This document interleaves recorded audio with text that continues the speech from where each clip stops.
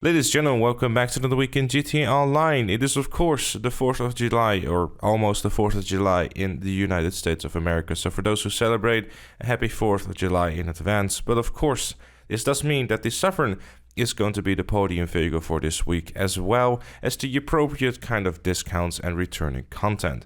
The returning content, of course, being the vehicles from the Independence Day DLC, as well as the clothing, the masks, and the firework launcher. So if you never had a firework launcher, now's your opportunity to get one. For bonuses this week, there is double cash NRP on bunker and missile-based adversary modes. While mostly the bunker ones are rather cool, they're not fantastic in terms of making money. But if you never tried them before, give them a shot, see if you like them.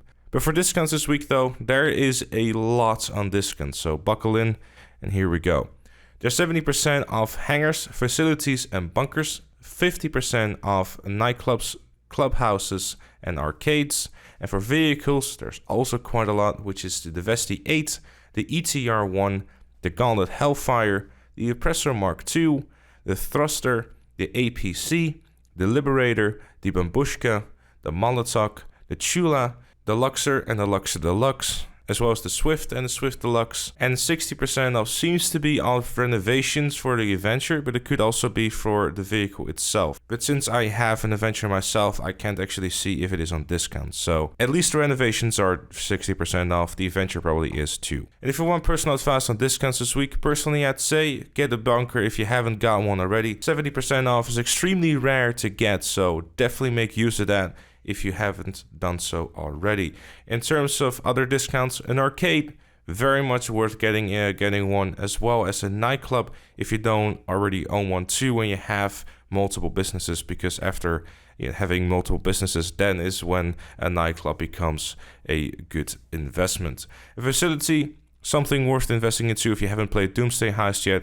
Hangar could be cool if you want to have some more air vehicles, but as a business, it kind of sucks. In terms of vehicles, obviously the Mark II, if you don't already own one, very useful for your businesses and your daily use.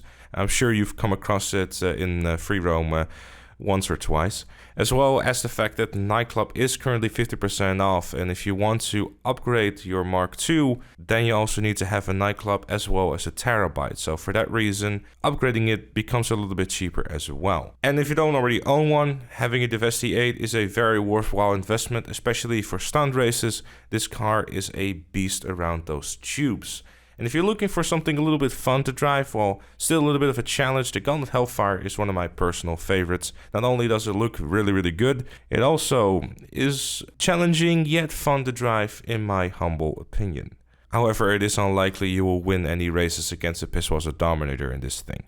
And for Twitch Prime this week, at the time of recording, we don't quite know what is on discount, but if that happens to change, I'll let you know in the pinned comment down below. And if you're not yet familiar with Twitch Prime and you want to know more about it, I'll leave an eye in the top right of your screen so you can get some more information on that. And if you already are an active Twitch Prime member, you're not yet subscribed to any of your favorite streamers on Twitch, but always feel free to consider me by clicking the link in the description down below. PreRace this week is art-to-art locked to motorbikes. For this one, probably the best one you want to be using is either going to be a Shitoro or the Bally 801. And the time trial is going to be down to Chiliad, and the RC time trial is going to be Vespucci Beach. And as always, a quick and easy $100,000 if you manage to beat each of them. However, the down Chiliad one is the more difficult out of the bunch, so if you need some help with that, make sure to stay tuned to the channel, and I'll upload another video for that so you can get some help if you need it. But with all that said and with all that done, that was it for this one. Thank you also very much for watching.